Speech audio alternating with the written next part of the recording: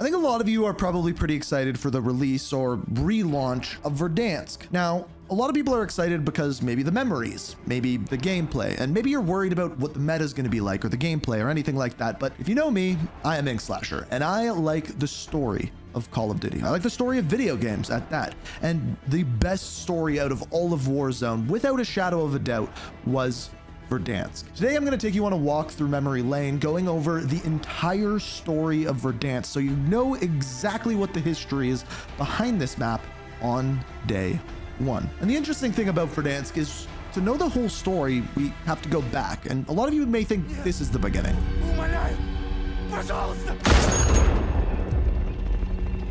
Or a lot of you may even think this was the beginning of Verdansk. I think we'll all remember this moment. Some more fondly than others.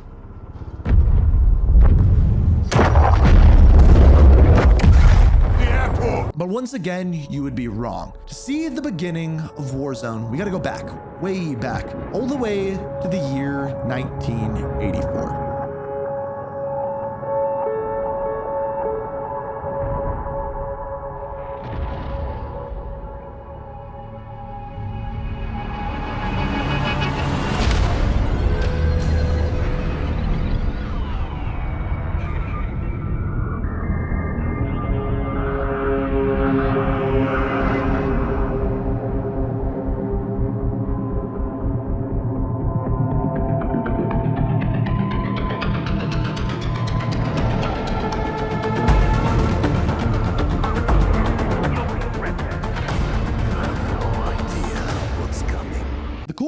Is where Verdansk truly began. But to fully understand it, we got to go back a little bit further than that to World War II, because at this time Verdansk was occupied by German forces, and they built an underground system of bunkers beneath the city, stockpiling weapons and ammunition. However, as the war went on, the bunkers were abandoned by the Germans and barricaded off. Now, at some point during the Cold War, someone by the name of Victor Zakhaev was working in Verdansk, specifically working on Nova gas in Verdansk inside the bunkers. Now, as well as having Nova 6 gas, they also had nukes and ICBMs in this bunker as well. Now, it's about this time where Victor Zakhaev and Perseus kind of had a disagreement. Perseus clearly had extremist values, but it was only a matter of time before he turned the world against the Soviet Union. So Victor Zakhaev didn't want him getting his hands on the nukes, getting his hands on the Nova 6 gas, so he sealed off the bunkers. Now, it was in early 1984 where the current leader of Perseus died and Stitch took over, where his grand scheme took place. It was at this time where Stitch, or Victor Kuzmin, would capture CIA agent Russell Adler in early 1984. Now, at this time, they would take him to Laos for several months to try to interrogate him, get information out of him. When that was failing, they took things to an extreme measure.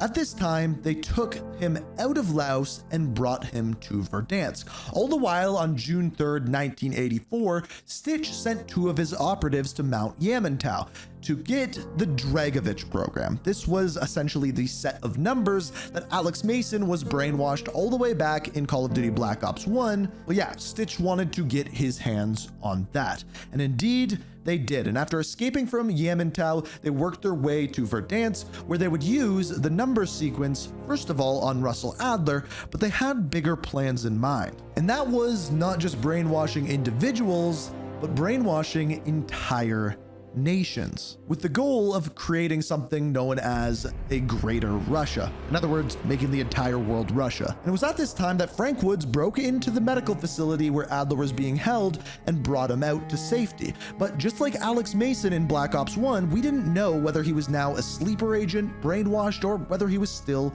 a good guy.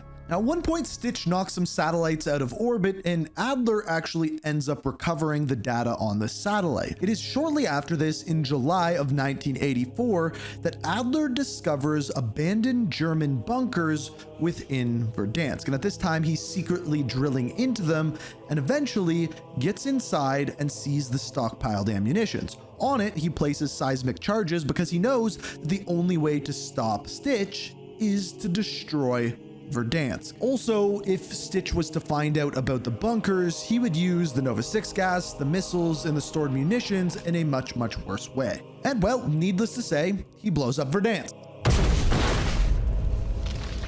Adler, we have unfinished business.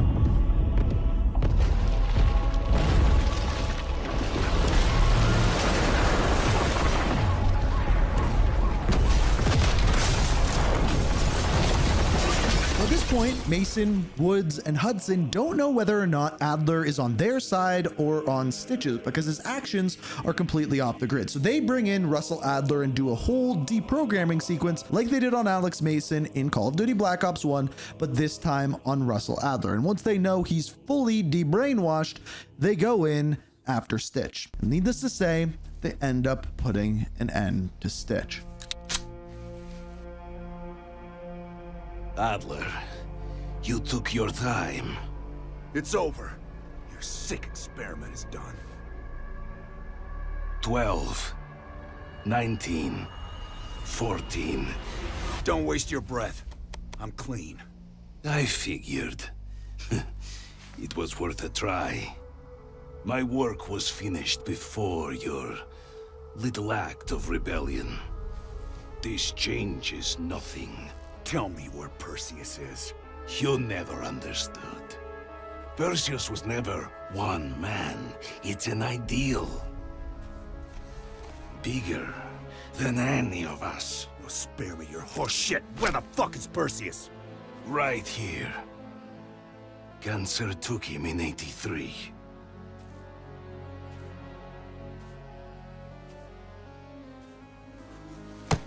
No. A great man with great vision. He was not the first Perseus, just as I will not be the last. You're coming with me. There's blood on your hands. Big words from the Scourge of Verdansk. Fuck you. I wasn't in my right mind. You saw to that. You Westerners. So squeamish. Look at where we are. This was the Eastern Front.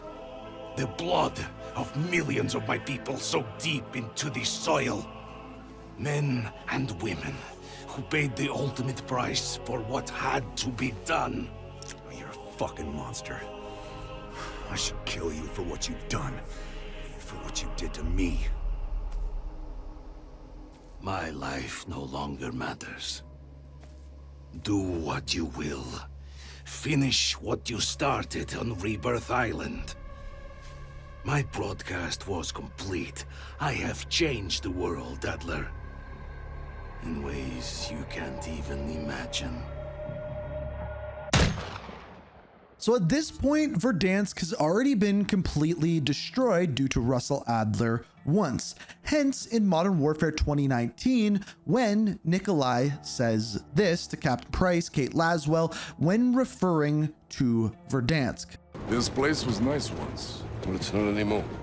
East and West rebuilt Verdansk after the Cold War. So they rebuild Verdansk and Kastovia is rebuilt. However, there's a lot of people who aren't so happy about this, specifically Russian ultra-nationalists, someone by the name of Roman Barkov and another person by the name of Vladimir Makarov. Fast forward to April 6th, 2019. Makarov and his inner circle invade Verdansk. Now here's the thing, we don't fully know the reasoning for this. We can assume since Vladimir Makarov is an ultra-nationalist and supports the Soviet Union, he didn't like Kastovia being taken over by Kastovians. He wanted Russia to own it. Specifically, we believe that he was working for Roman Barkov. I have many videos explaining how exactly that happened and why that happened, but needless to say, it's never straight up said that this was his reasoning, but this is the best that we understand. So he invades Verdansk, and specifically he goes into the stadium and places a bunch of bombs, and that's exactly where Captain Price, Soap McTavish go in to stop him, and eventually they end up capturing Vladimir Makarov. But as it turns out, the stadium was all a distraction. The plan the entire time was to invade the airport, to stop anyone from getting in or out of Verdansk. And as they extract Makarov, they look out the window to see exactly what happened. I think think we'll all remember this moment. Some more fondly than others.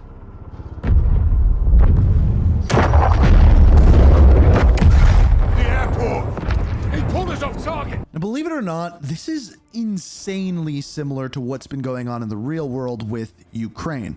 It's almost the exact same thing that happened with the invasion of their airport years prior. If you want to see the similarities and differences with those stories and to see the real world story of Verdansk, show me by hitting that like button. It's a video that I'd really like to bring you guys, and let me tell you, the similarities are absolutely uncanny. So they throw Makarov into a gulag and seemingly problem solved, right? Well, not quite, because at this point, Verdansk is completely destabilized after the attack, leaving them open for once again another invasion. But first, a couple of events need to happen. First off, I kind of explained to you that it seemed as though Vladimir Makarov was working under someone by the name of Roman Barkov. He was the main villain within Modern Warfare 2019. And as far as his backstory goes, he hated a couple places. First of all, Urzikstan, that's what happens with Farah Karim and the people of Urzikstan, the Urzikstan Liberation Forces, and overall, pretty much the entire story of that. But he also hates Russia, believe it or not,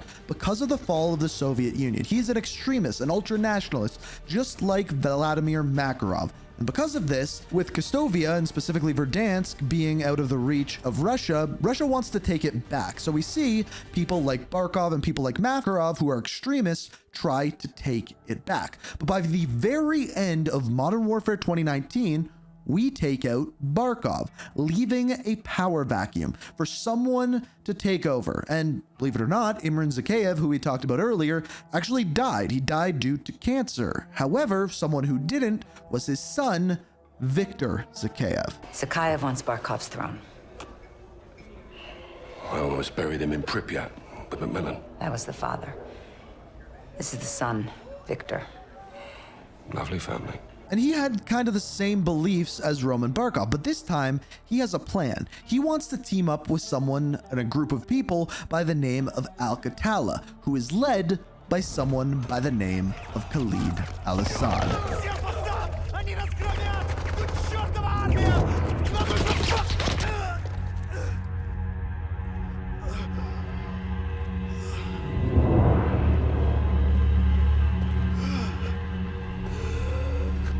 Нет! Нет! Умоляю! Пожалуйста!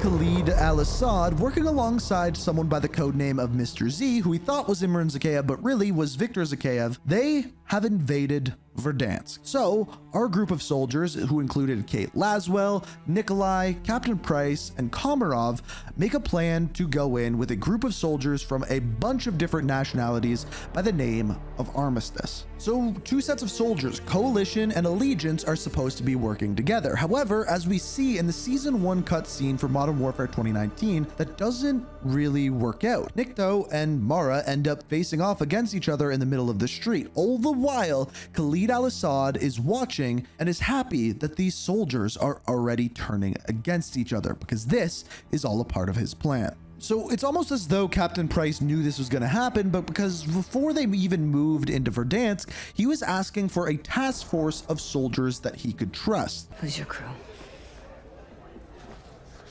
Sergeant Garrick. Kyle? They call him Gaz. He never said anything. John McTavish, SAS, sniper, demolitions, goes by SOAP. Why? It's classified. There he is. Simon Riley. There's no picture. Never. Now the rest. That's neat to know. Unless we got a deal. What are you calling this task force? 141. So after this, we see Captain Price ask for soldiers he can trust, and in turn, he gets Simon Ghost Riley sent in to the airport of Verdansk. Now, the crazy part is when this cutscene came out, Verdansk and Warzone had not yet launched, but it would be shortly after that where it did, and we'd finally get to see the landscape of Verdansk and exactly what was going on here. Later on, Captain Price gets more soldiers he can trust, the next one being Alex, and it is at this time where the Coalition and Allegiance completely fall apart. An armistice has fallen. And at this point, we found out why. You see, at this point, Victor Zakhaev was smuggling weapons through his father's company, known as Zakhaev Arms. Yes, I know that name is quite ironic. But he is smuggling the weapons to Al-Qatala, who is being run by Khalid al-Assad. After this, we find out via intel, which, if you don't know what that is, basically at the time there was bi-weekly challenges that were added into the game where you could find intel and it would reveal story about the game. Some of the pieces of intel tell us that the Zakhaevs were actually paying off various members of the Allegiance and Coalition to cause problems and split them apart, and it was working. Now, it's also around this time where Victor Zakhaev actually tells Khalid al-Assad to leave Verdansk on a train. I don't know why, and to this day, years later, we don't know where Khalid al-Assad went. I have other videos talking about whether or not Hadir was Khalid al-Assad, but needless to say, we still don't have an answer for this. But Khalid al-Assad is now gone, and Armistice now needs a new plan. Their plan is to hire their own soldiers, specifically with a group of soldiers who would become a bigger part later in Modern Warfare 2, which was Shadow Company. Shadow Company moves in, goes to Stadium, and quite literally blows the roof off of it. Lurch to Rose. You ready to start this fire? Always. You know that. That's what I like to hear. How about some fireworks? Wait till you hear this. Fuse is lit. Let's let ourselves in. Copy. Spark it.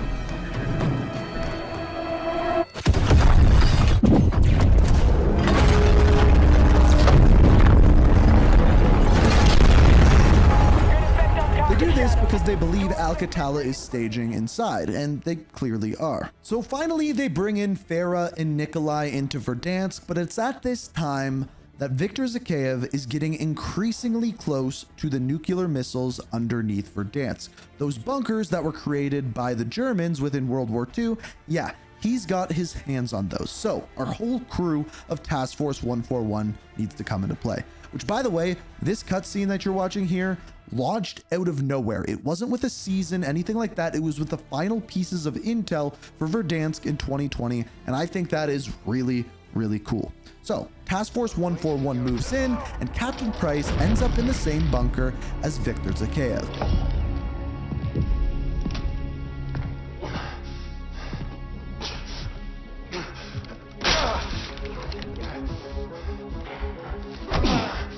Victor. Captain Price. I am not surprised. You're a dead man, Zakhaev. I started a war. Killing me won't stop it. Oh, I won't kill you. But the fool will wait. All stations. Zakhaev is dead, but the missile is not. Nick, I need the codes now. Copy. Use context flow. 6. 1. 1. 5. 5. Say again. Nick. Say again. I've lost you, Nick. Bloody hell, Nick. The last digit. Evidence. 6, 1, 5. Evidence.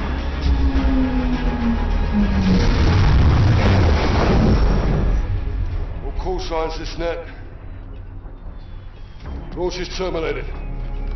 Mission accomplished. So it's at this point that Task Force 141 is quite nearly fully in Verdansk. However, they are missing one last person. This isn't over. Not by a long shot. McTavish to actual. So, what's your position? Have a click off the coast. Things are really heating up out here. Hold tight. We're moving your way. On me.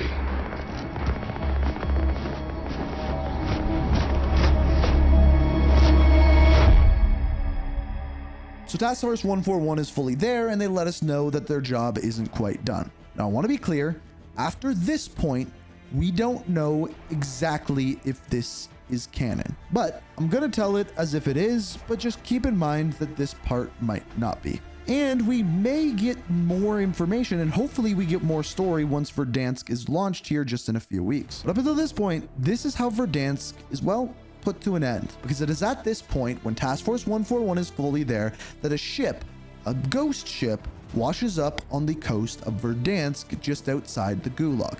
And as it turns out, there is something inside that ship. A gas that was made on Rebirth Island has now surfaced. And what it's doing is it's turning people to zombies. A certain percent of the population at a time just keeps turning into zombies until the outbreak is too much. It can no longer be controlled. Task Force 141 can't stop it. So watching from the outside on Rebirth Island, a decision is made. The nuclear launch codes are put in, and Custovia, specifically Verdansk, is completely destroyed. Containment protocol has been initiated. 3,